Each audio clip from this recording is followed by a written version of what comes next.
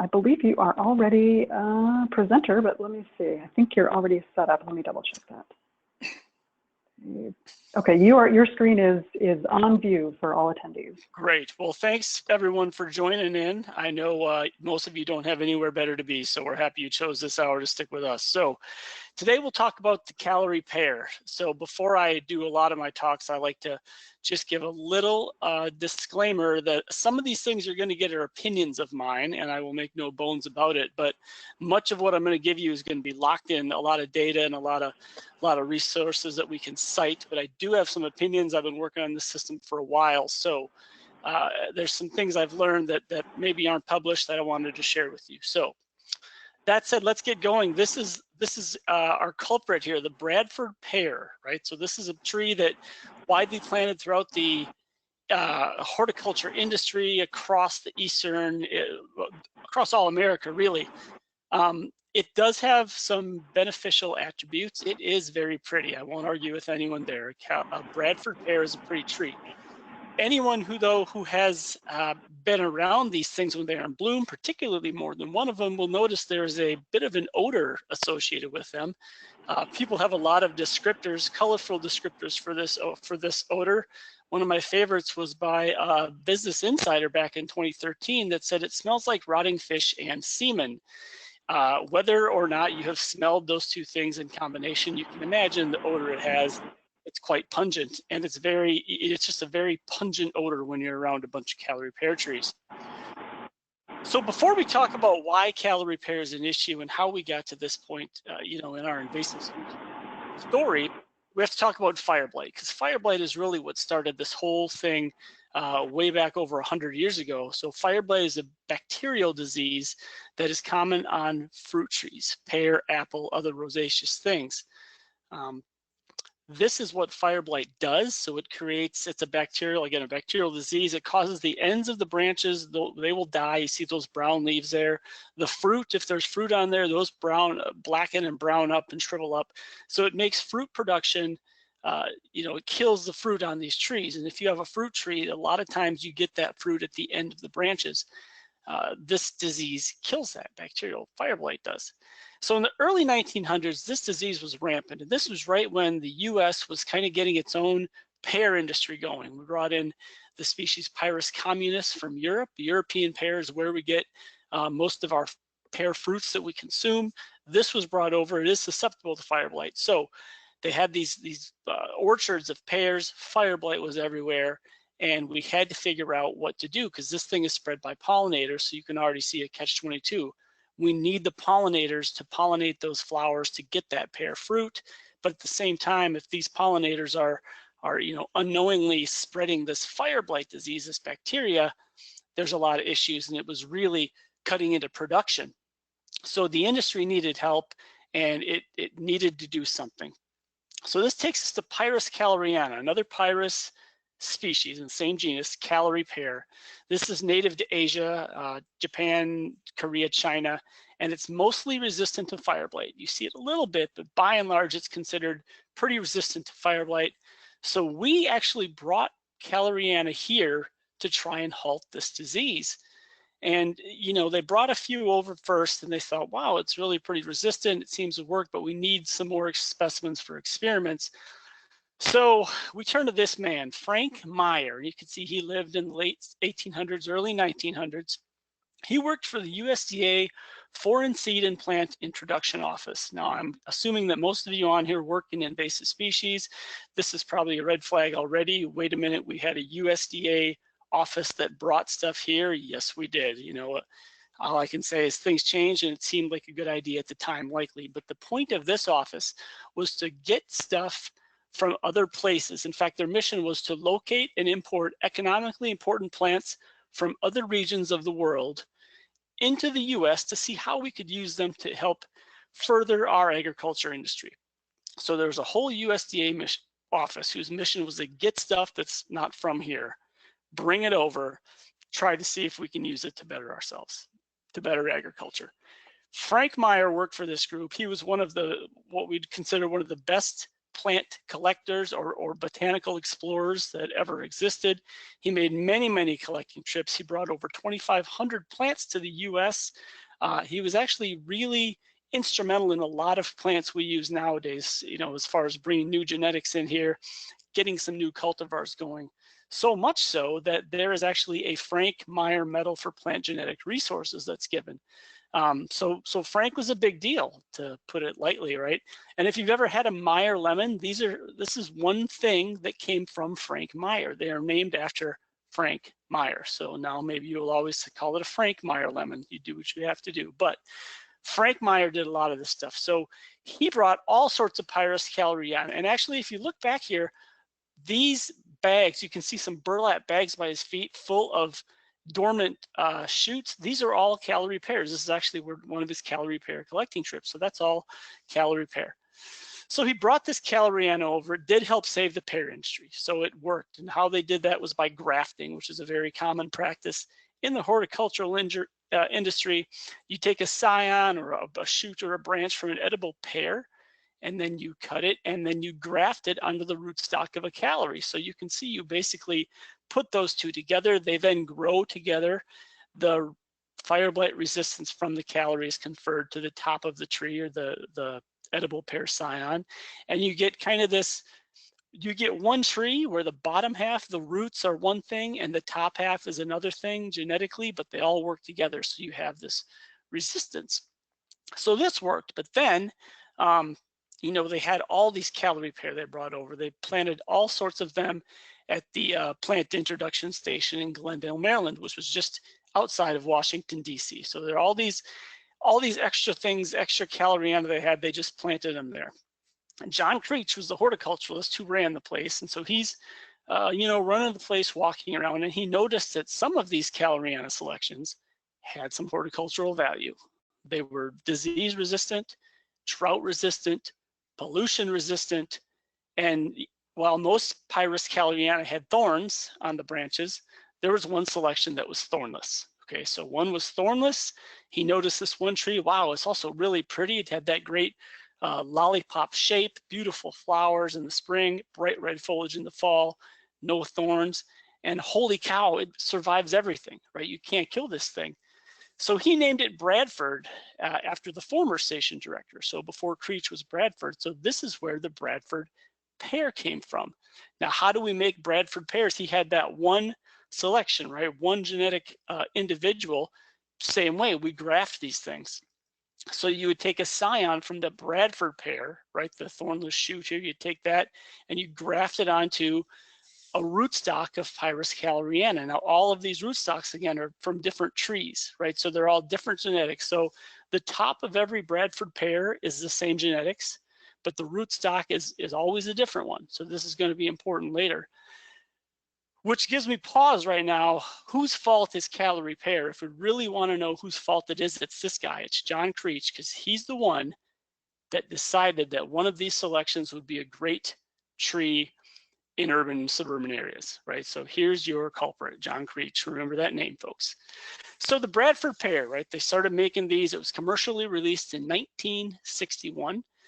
First noticed escaping cultivation in Arkansas back in 1964. So just 3 years later, they noticed that there were wild Callery pears out there. A year later in Maryland, they noticed, hey, there's some wild Callery pears growing around. The structural problems of the tree were noticed in the early 80s, and you notice that's about when they were 25-ish, 23 to 25 years old, right? In 2009 alone, 23 million in sales from Bradford pear, so it was a very, very big horticultural thing. Many new cultivars were created. I wouldn't say most, many cities and urban areas, especially in the southeastern US, had streets lined with these things in the 80s, 90s, and even the early 2000s. It was an extremely common plant. It won horticultural awards. It was, as one publication called it, the darling of the horticultural industry is the Bradford pear. So it was planted absolutely everywhere. So here's what the people that developed the Bradford pear knew all along. Okay, so they knew there were going to be branch structure issues around 25 to 30 years old. This is a Callery Pear thing, right? They saw that with some of their plantings.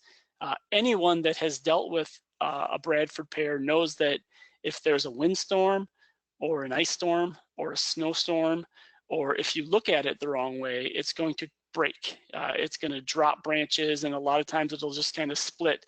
And that has to do with the branch angles. They're very, very steep branch angles. Everything kind of grows up like this, and so it makes them, the branch angles are not stable when they're that steep. The other thing that they knew is that if you have only Bradford pear, you will not get seeds. And this was a big marketing point for Bradford pear, because they would market it as Bradford pear is sterile. Technically, this is correct, right? So if you only have a Bradford pear, you will not get a seed because it's self-incompatible. So because all those tops are the same thing, they cannot make a viable seed together. But if you put any other pollen in there from another Pyrus, whether it's Pyrus communis or just one of those random calleryanas, then you can get this viable seed. And this is kind of what this looks like. If you've got 3 streets, all they have on those streets is Bradford pear, you will not get a viable seed because the Bradfords are self-incompatible with each other. It's like you can't mate with yourself is basically what it means like. But all you need to do is change one of them. So now we have one Callery pear or a Chanticleer, maybe it's another cultivar here. This one different tree, which is now different genetics than all the other Bradfords there, pollen from this tree can pollinate every one of these other trees, create viable fruit on every one of these other trees. So all of a sudden, this Bradford is not as sterile as it was marketed to be, right? So this is something, they actually knew this. Their response was, well, you know, it is what it is. It's, you know, some described it as, think of all the kids this tree has put through college, so there are some negatives to it. So it was kind of poo-pooed a little bit back in the day, which is very unfortunate now. What's even more unfortunate is if you go back and you look at Frank Meyer's journals he wrote while he was collecting this thing. I want to read you a little bit. He wrote this about Callery pear. This was on his expeditions in China. Pyrus calleryana is simply a marvel. One finds it growing under all sorts of conditions. One time on a dry, sterile mountain slopes, then again with its roots in standing water at the edge of a pond, sometimes in open pine forest, then again among scrub on bluestone ledges in the burning sun, sometimes in low bamboo jungle, and then again along the course of a fast-flowing mountain stream or on the occasionally burned over slope of a pebbly hill. The tree is nowhere found in groves, always as scattered specimens, but very few large trees were seen. So right now, reading what Frank Meyer wrote and seeing what we have in North America, the US right now, we can tell you that this thing behaves differently here than it behaves in its native range. Okay, that's the first thing. The first takeaway from Frank's journal is, man, the way it behaves in China, Japan, Korea is already different than how it behaves here. And even more broad than that, when we read this excerpt from his journals, this should have been a major, major red flag to anyone looking to bring this thing in, because this thing, everything he wrote is your classic invasive species characteristics. It grows everywhere, right? And this is one of the issues we are having now, because now we find ourselves in this position where we've got Callery pear invading these old fields. Here you can see in an old field in upstate South Carolina, all these large green trees, extremely thorny, bushy. It's in old fields. We see it along roadsides everywhere. We're, I suppose, in the more northern part of the states, probably Pennsylvania, maybe the lake states, you're seeing the blooms now. Maybe they've passed already down here. These things have all leafed out here in South Carolina. But, you know, a few weeks ago, the roadsides were just white with these things. We see them in unsold lots. Here's several pretty big ones just outside of Madison, Georgia, in an unsold lot on the side of the road. We also see this thing creeping into forests. Okay, this is a, you know, what is that, 18 to 20-year-old longleaf pine stand just north of Columbia, South Carolina. All these green understory things are Callery pear creeping in from a large grove of this stuff just over to the west of that.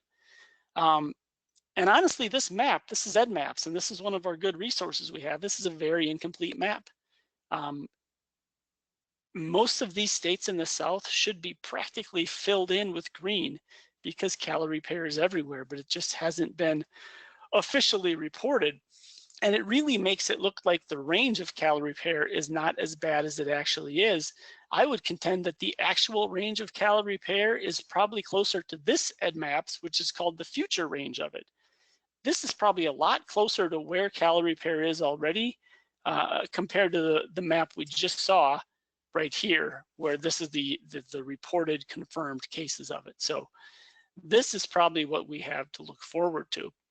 And I just want to plug EDMAPS. You know, the utility of EDMAPS, if we don't have accurate data in there, the utility suffers. So, and we'll talk a little bit about control and what we can do later, but the first thing, anytime anyone is going to do any regulation, right, and we'll talk a little more about regulating the sale of Pyrus calleryana, people are going to say, well, what is the current issue with it and where is it found?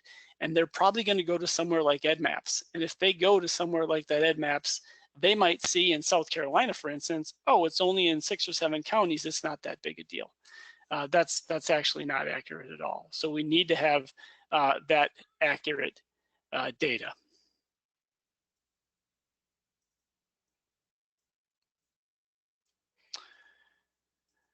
So who cares, really? This is the thing, because Callery Pear is beautiful, and I hear this from all sorts of people. Who cares? It's just the side of the road. It's a beautiful white flower, and there are so many people that are smitten with this thing, right? And they're ready to just fight for it.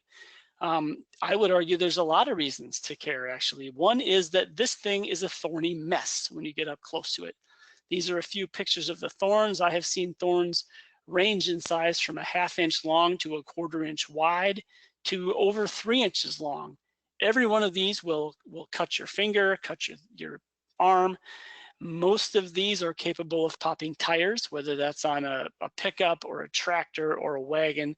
I have more stories of people popping tires and dollar values associated with that than I can do a thing with, because it's a super, super common issue.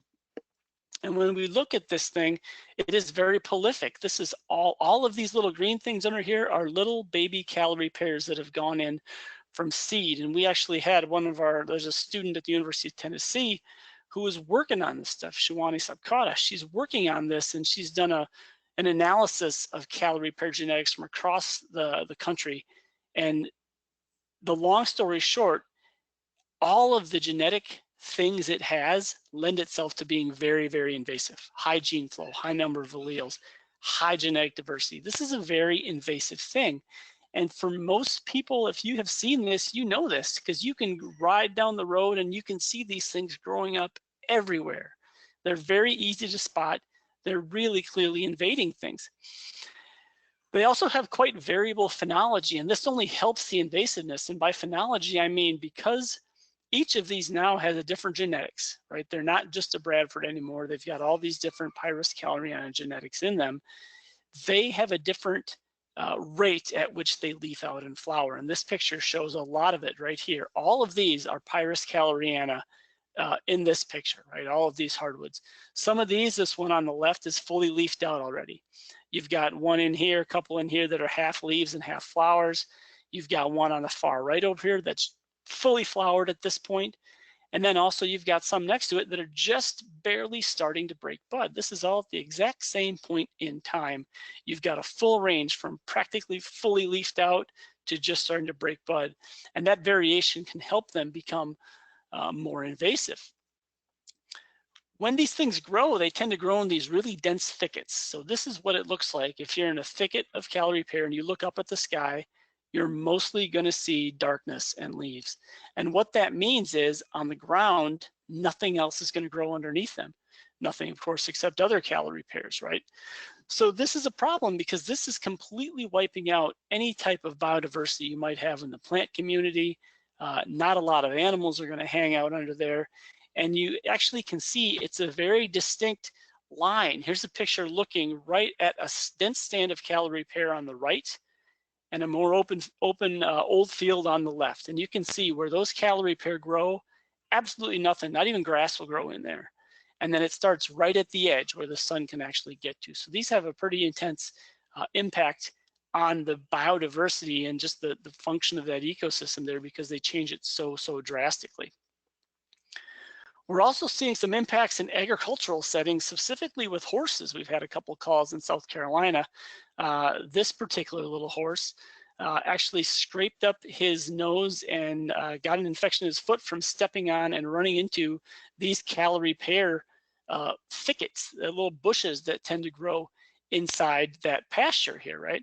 So this is a case where the owner didn't realize that if you mowed Callery Pear, it's just going to come back angry and bushier, so they did that.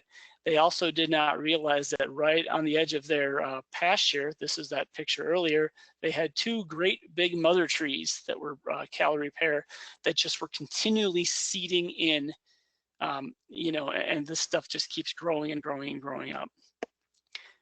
And finally, you know, one more about the invasiveness of Callery Pear. Here's an aerial photo from very near where I live. This shows a little farmstead here. And if you look right here at the edge of that house's property, there's a row of Bradford pear trees. So you've got 1, 2, 3, 4, 5. And if you look across that road, all of these are Callery Pear. So you can see where the Bradford pear here have been pollinated by bees that had Callery pollen on them from other places and just spread in here. So birds are going to be over here eating, fly over here and poop. Things grow. You can also see that the farther away you get from the Bradford pear trees, the more sparse they are and the smaller they are. So it's sort of your classic, everything starts on one side and sort of moves its way across in a wave as those plants are growing up and planted further. There's been some great aerial photos now. This is from Indiana, where you can see, you know, drones especially have given us some really great opportunities to look at invasions, and Callery Pear is a classic one. Look at all this Callery Pear invasion. This is an oak pecan woodland in Indiana. You can see Callery is scattered throughout that whole thing. You might notice there's not really anything down here at the bottom. That's because that landowner had treated with insecticide. So they were slowly working their way through. So insecticides work, or insecticides, sorry, herbicides work, but it's a labor-intensive thing that has to be done. But look at how much that Callery Pear encroaches into that woodland. And one of the common misconceptions is that Callery Pear is strictly an old field roadside issue. It's not a forest issue. I contend that is absolutely not correct. This picture shows it. We've got other data and other pictures that show this thing will grow in hardwood stands. This thing will grow in pine stands. It does not seem to care where it is growing. So if that's not enough reason to not particularly care for Bradford pear, think of the birds, right? So think of the birds. 95% of all birds depend on insects to raise their young. Okay, here's a particularly successful bird. And even chickadees, which are small little birds, it takes them several thousand caterpillars to raise a clutch of hatchlings from egg to fledge. Every chickadee out there, there's a lot of these things. It's a lot of caterpillars that are really needed. And further, they have found, there's some really great research from Desiree Narango up in Delaware. Yards with non-native plants are basically food deserts to songbirds. So where there's a Callery Pear or some other non-native plant, not a lot of insects eat that. And when there's more of those, you just simply find less insects. In this graph, you see the higher up you get on the axis here, you have more baby birds. And going this way is more non-native plants.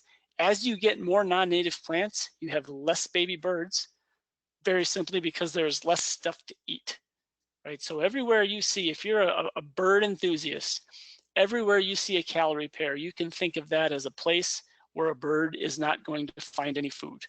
And in some cases, that's, you know, a big chunk of the land out there.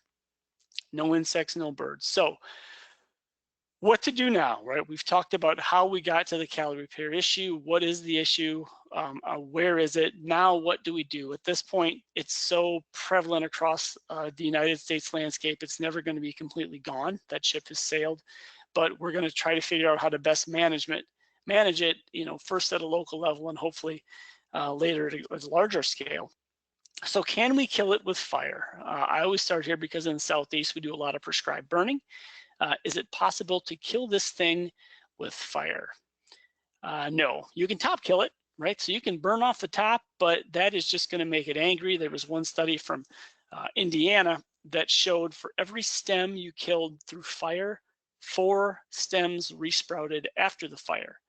So You know, if you're going to burn this thing every year, every 2 years, you may keep it in check, but you probably won't kill it. That's one of the take homes there. How about biocontrol, using one organism to feed on or impact another to get rid of it? Dr. Doug Tallamy at the University of Delaware, he did an informal survey around his place, and he looked at white oak, black cherry, and Callery pear. And on this white oak, he found 230 some caterpillars of 15 species, 53 caterpillars on black cherry, 10 species, and on this Callery pear, or the Callery pear he looked at, he found one caterpillar. Now I'm convinced that caterpillar was straight up lost. Okay, very, very few things eat Callery pear. That is one of the reasons Bradford pear was promoted. It doesn't get insect damage, and when you plant it in your yard, it's going to retain those perfect non-defoliated leaves. That's something a lot of people really like.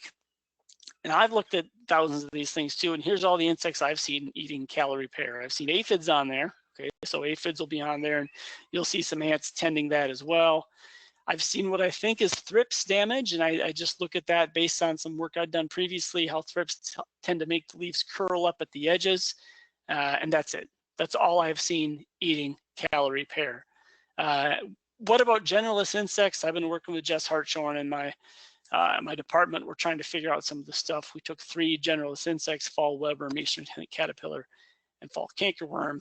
These are fairly widely known to eat pretty much anything. We did a whole series of assays in petri dishes. So we gave them a choice, we gave them no choices. What we eventually found was most of the time these things would rather starve than eat Callery pear. They'll eat the native stuff, but they just won't eat Callery pear. And this is a generalist insect as well. So what to do? Can you cut the tree down? Of course you can, but that is only half of what you need to do. As the great Bon Jovi said, you're halfway there. If you just cut that thing down and do nothing else, it is simply going to resprout with a vengeance. You've got to use herbicide if you cut that thing down. Okay, that's an absolute must. There's been questions about when can you cut it down? Do you cut it down in the spring? Do you cut it down in the summer? Can you cut it down and then come back a few months later and spray the resprouts with the foliar? We don't know, right? There's different ways to do this. Sometimes it depends on the availability of forestry crews. I know spring is a very busy time for a lot of them. We've had a couple of landowners and consultants that just go cut the thing down in March, April. All the sprouts will grow back like you see here on the right, and then they will just treat it again in August, September with a foliar herbicide rather than a cut stump treatment. Does this work? We don't know. We haven't been able to check it, scientifically and evaluate it very well, but it's certainly an option. What about just spraying the things? Give it all sorts of spraying treatments. Well, we're working with the South Carolina Forestry Commission, the Georgia Forestry Commission, and the U.S. Forest Service Southern Research Station to look at different herbicide treatments on Callery pear. So we've got study sites in Georgia and a couple in South Carolina.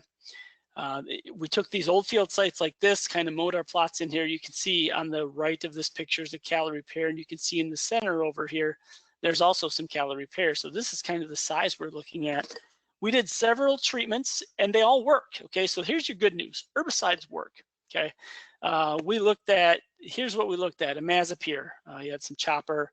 This is your control. So your red bar is the percent live trees when we started. The blue bar is live trees after several months of treatment, right? September to March.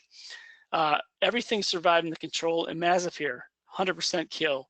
Triclopyr plus aminopyralid as a basal bark, 15% survival is all we got there.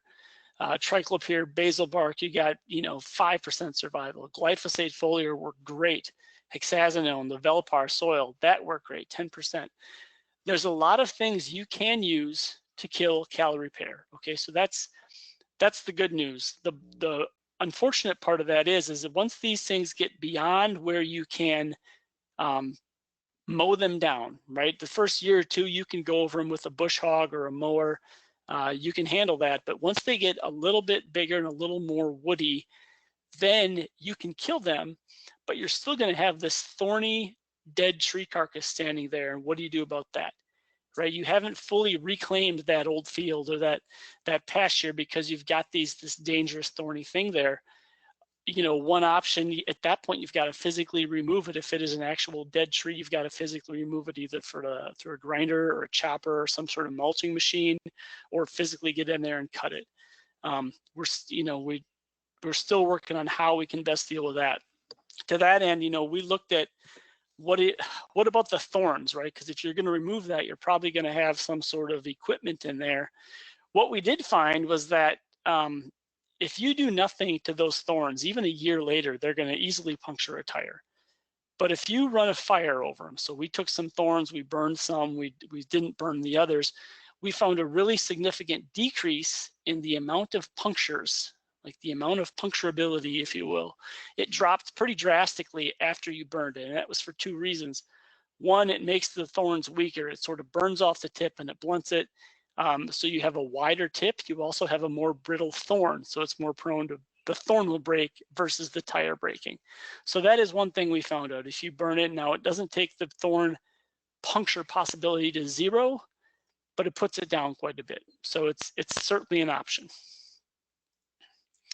So there's still a lot of questions with control techniques. Okay, we don't know everything. We're still sadly kind of on the early end of what we're doing here. There's a lot of anecdotal information and few replicated studies. If you talk to a lot of land managers, everyone's kind of got their own method or cocktail of what they use to kill these things. I would advocate that sharing is caring. If we are going to make some headway on this thing on a regional, national level, we've got to have a better idea of what works, where, and in what case. And for instance, for each active ingredient, what is the optimal timing for that application? Right? Is it spring? Is it summer? Is it fall? And these are things we don't quite know yet. How about the effective tree size? And the question we get a lot is, how big is too big to do a foliar glyphosate treatment? And I use glyphosate because it's pretty cheap now. It's off patent, easily available. A 4-foot tree, yes, you can kill that with glyphosate. What about a 6-foot or an 8-foot tree? And at some point, it's a human safety issue. You don't want to be spraying above your head with a wand, but how big of a tree can you hit with glyphosate? And will that work? At what point will triclopyr be a better option? We simply don't know some of those details to optimize our herbicide efficacy. And then what about an IPM program, right? So we know that if you put a fire across these things, especially the smaller ones, it's going to top kill most of them. They're going to reflush and regrow. But I would think at that point, you've got a 2, 3, 4 foot tall, freshly grown Callery pear that is a perfect thing to hit with some sort of foliar herbicide, right? It's going to be really absorptive. It's probably going to be already weakened because it was top killed. What about combining fire and herbicide, fire mowing and herbicide, or mowing and herbicide? I think there's some merit to some of these things to knock down what's on top, let them grow up and be a little more susceptible in that freshly regrown stage. Then you hit them with herbicide. I think you get a lot better control at that point. And then community engagement is a big one. Last year, the city of Fayetteville, Arkansas, and also city of St. Louis, Missouri, had a Bradford pear bounty program. Okay, and this is where they asked people to bring in a selfie of them with a cut down Bradford pear tree, and they got their own free replacement tree. I talked to these folks, and we did our own thing in Clemson this year, the Bradford Pear Bounty. It was what we would call a success. We gave over nearly 300 trees away. We realized that you're never going to get rid of every Bradford pear out there, right? But I think a big part of what we can do is educate people that by having a Bradford pear or any non-native tree, really, you're not really helping anything from an environmental perspective. You're not really providing habitat or a food resource for the wildlife and the birds. You're possibly contributing to invasive species. So many people we talked to in this community event had no idea that the Bradford pear in their yard contributed to all the white Callery pear trees they saw across the roadsides and in the old fields. They just didn't know. And a lot of people just don't know that there are other more suitable trees that they can plant in their yard. They kind of see what the neighbor has, or they see what's at Lowe's. These things are still sold at Lowe's and Home Depot and the box stores. And they just think, I'll just get that. There's a lot of really great trees that work in urban areas across the country. and a lot of times those are better options than some of the non-native stuff. So it's just getting people to realize there's options out there.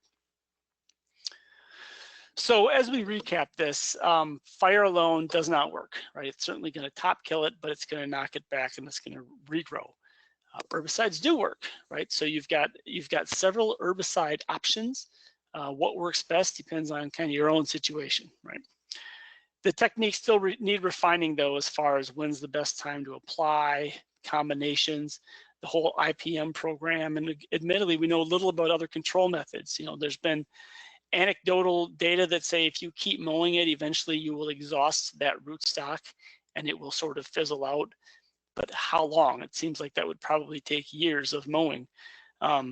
Combining a fire and a mow and some of these things to try to weaken it and deplete that rootstock before you hit it with herbicide or something. Some of those seem like maybe those could work, but we honestly just don't quite know yet what does and does not work as far as that goes. And then again, the combinations, fire, herbicide, mowing, we're still trying to figure this out. Community engagement, I think, is a very important thing because I think it helps to get people thinking about what is in their yard, whether it's native or non-native. And yes, we're not going to always get these trees out, but it will help start the conversation. It's going to create awareness. And if we could reduce or stop the planting of these Pyrus calleryana cultivars, I think that would be excellent.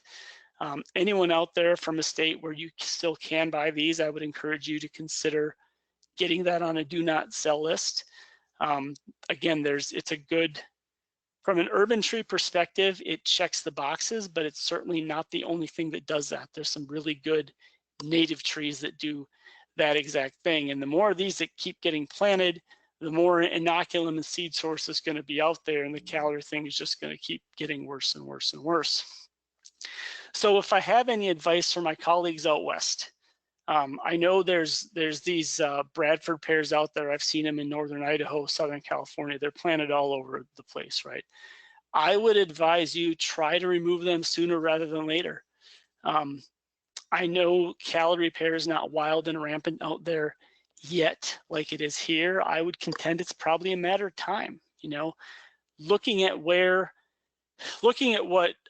Meyer wrote in his journal, it seems hard to believe that Pyrus calleryana will not eventually go feral everywhere. I know, again, it hasn't yet out there, but why risk it? You've got plenty of great options for street trees. Use them and get the Bradfords out of there, if at all possible. That would be the main advice I would give to folks out west.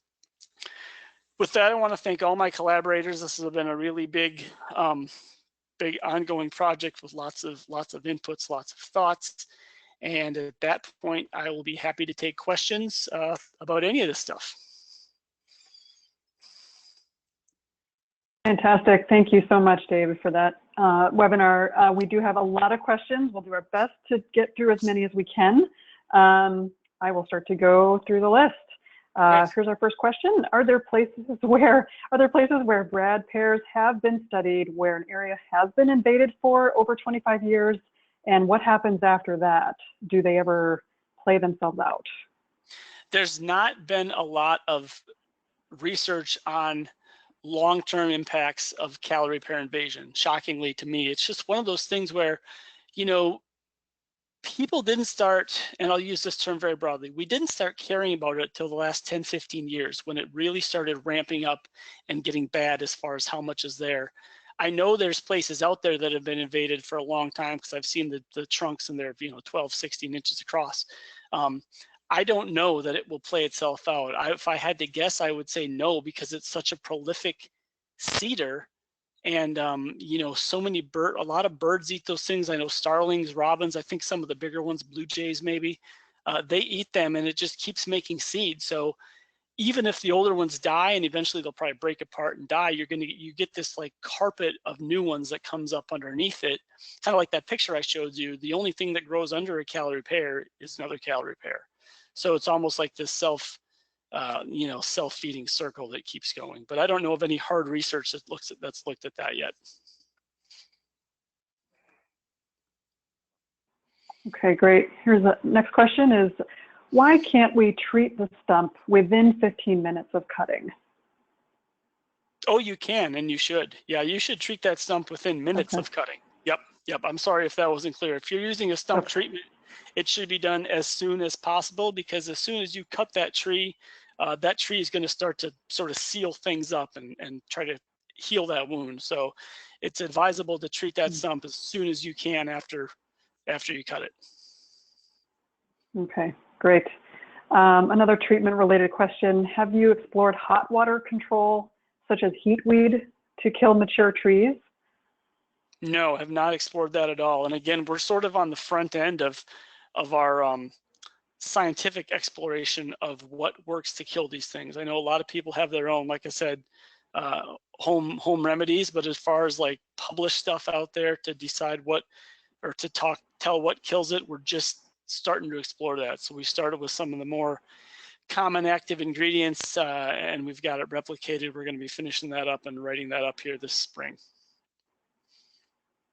Great. Here's a question. If you wouldn't mind making the distinction again between Callery and Bradford again, and how it becomes one from the other. Right. Bradford, so think of every one of those pear trees as it's got a Callery pear rootstock, and that Callery pear rootstock can be any group of genetics from within that species, right? So every species has lots of genetic variation, right? Look at all the genetic variation among people, right? We're all one species. Callery pear, same thing. So you've got all these species. The Bradford pear, every one of the Bradfords, the top is the same genetics.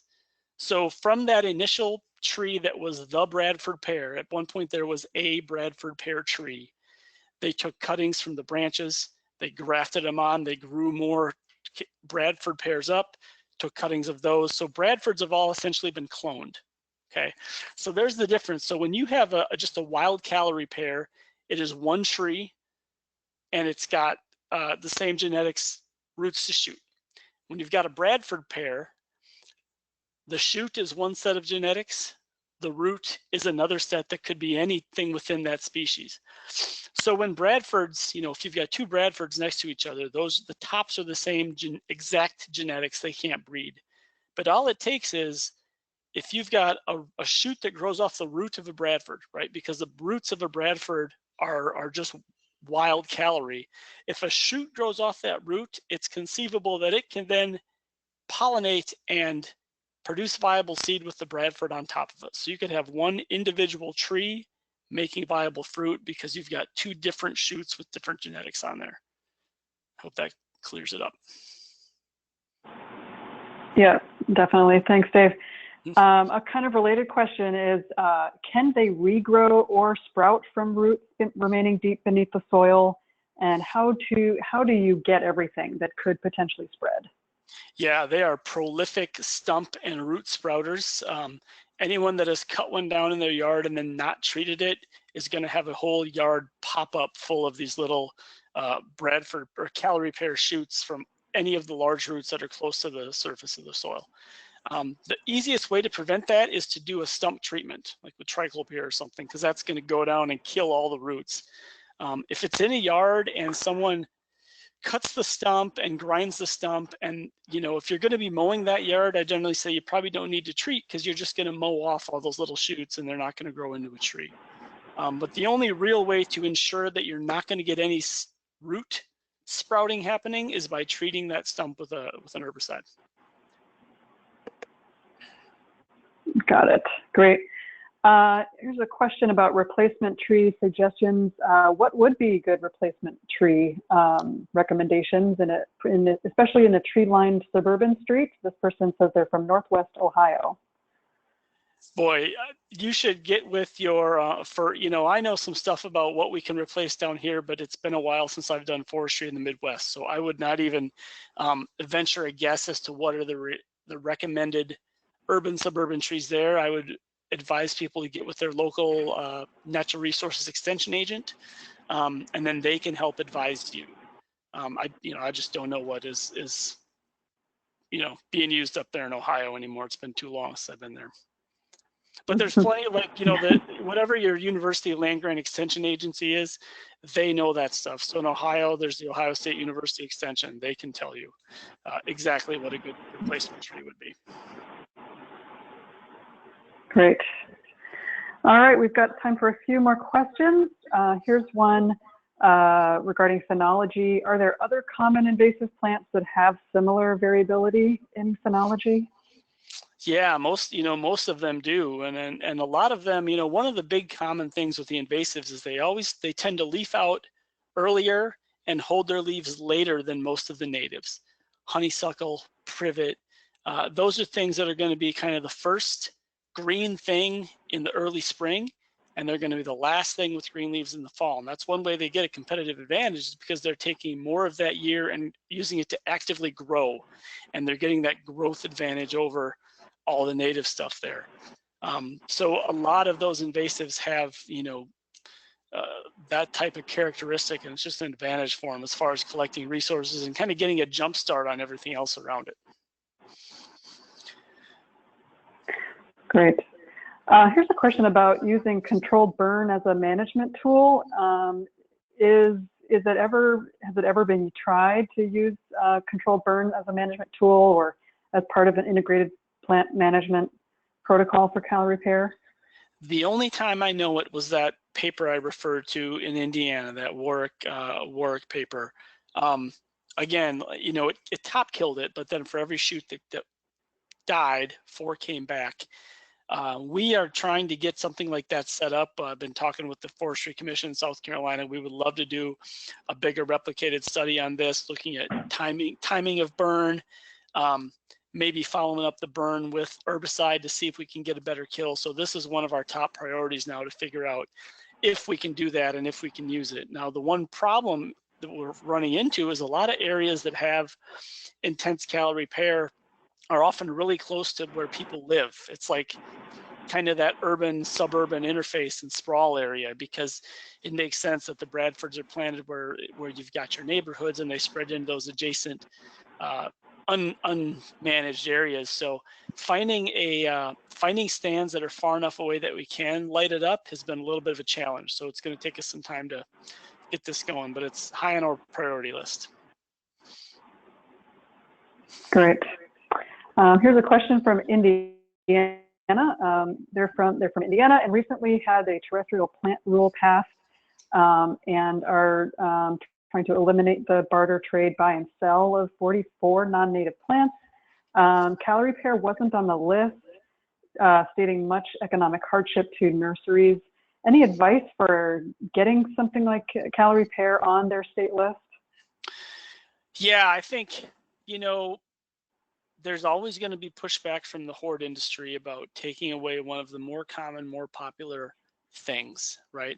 I think the way, my advice is approach them and see if you can maybe work out some sort of, I don't know if deal's the right word, but just say, look, rather than cut it cold turkey this year, we'll give you 2 to 3 years to sell down your stock, then just don't plant anymore, right? Because the last thing a nursery wants to be stuck with is, because they're growing the stuff 2-3 years in advance. The stuff that's in the ground now will be sold in 2023 or whatever. They don't want to be stuck with a bunch of stuff in the ground. It may be one of those deals where concessions need to be made on both sides to get it off the market. You may have to work with them to have sort of a wind down period. Like, fine, sell what you've got this year and next year, but then in 3 years we're done. And that way they can plan a little better. It might be easier for them to stomach it. I don't know, it's tricky. You just got to talk to them, and that's, we're trying to get a lot of these data out there and published so we can prove to nurseries this is a really bad tree on a lot of levels, right? It's not a good tree. So that's something we're all working towards. There's not a good answer for that. Just talk to them and try. Mm-hmm. Right. And kind of a related question to that, while it is still being sold, do you have recommendations for how you can do community engagement if it is still sold? How do you approach that conversation where it's still in the market and you're trying to discourage the sale or the purchase of it, but if it's still being sold, how do you approach that? Yeah, there's kind of two things. I think nobody likes to have something flat out taken away from them. So if you're going to advocate taking away flowering pear trees, you have to be prepared to offer something else to replace it. So I always say, don't just say you can't do this. Say you can't do this, but you can do this. It's almost like, in some respects, having little kids, which we have. If you just try to take away something, you're going to have a meltdown. But if you just replace it, a lot of times that will work. And I think a lot of people just don't know the native tree options that are there that look, you know, they're pretty in the spring or they're pretty in the fall. They're going to tolerate those urban conditions. A lot of people just don't know what their options are. Half the battle is just letting people know, look, here's all the things that are going to grow in this space that are going to be pretty in the fall, pretty in the spring. The Bradford Pear Bounty program we did had great success. You know, we had some buy-in from the city of Clemson, from the Forestry Commission to purchase those trees that we then gave away. There was a lot of publicity around it. We did it in the spring when the pears were flowering, so it was kind of on everybody's mind. And, you know, a lot of the social media posts had tens of thousands of interactions. So we got a lot of good tread with that thing. And I think those types of programs really do work. They get people talking about it, and they tell their friends, tell their neighbors. Everyone, you know, a lot of people in urban areas want to have the cool tree in their yard. If you can give someone a tree that is cool, that's not something their neighbor has, right? So I'll give you an example. In Clemson, one of the trees we gave was a black gum. Nyssa sylvatica, and it's not a very common urban tree, but it grows great there. The foliage in the fall is a brilliant red. It's a beautiful tree. And it's one of these trees where when you actually see one, you look and think, wow, what is that thing? That's awesome, right? But it's this native tree. So, you know, having replacement trees, doing something to try to get the message out there with people, that's one of the best things I think we can do at this point. Great. I have someone responded to the question of what would be a good substitute, and they suggested amelanchier, if I'm saying that correctly, amelanchier as a substitute in the Midwest. I don't know if, Dave, you have any knowledge of that species? I can't recall what that one is. No, I sure don't. No? Okay. We need one of our again, talk to your to help us out. Yeah, we do. Okay, we've got one more question, and then we're going to wrap it up. Final question is there any evidence of soil allelopathy from the Callery pear? Boy, not yet, but it's another thing we've been talking to some people about, because it, you know, that's one of our big questions. Does nothing grow underneath them because of the dense shade, or is nothing growing underneath there because there's some allelopathic stuff going on? It's a great question. It's certainly, it's probably either or, right? It's one of the two. We don't know yet, but we're getting that cranked up. We've got a little protocol we've written up, and we're trying to figure out how to sample that. We're going to try and figure that out. All right, fantastic. Well, I think that's going to wrap it up for us today. Dave, I want to thank you again for taking time to give this excellent webinar, and I want to thank all of our attendees for joining us. This webinar, again, as I mentioned at the beginning, was recorded and will be available to NASMA members in our NASMA member resource area. So check out our website and join if you have not already. We rely on the support of our members to put on these webinar series. I want to remind people that during the month of April, we have a special month-long webinar series. Next Wednesday at the same time will be Bob Rabaglia from the Forest Service. And then the following week, we have Chuck Bargeron from the University of Georgia. And wrapping it up at the end of the month will be Dan Tequila from the University of Wyoming. So I encourage you all listening to check out our website. Also check out our YouTube channel for past recordings that are currently available on our YouTube channel. And thanks again for joining us. We'll see you again next week.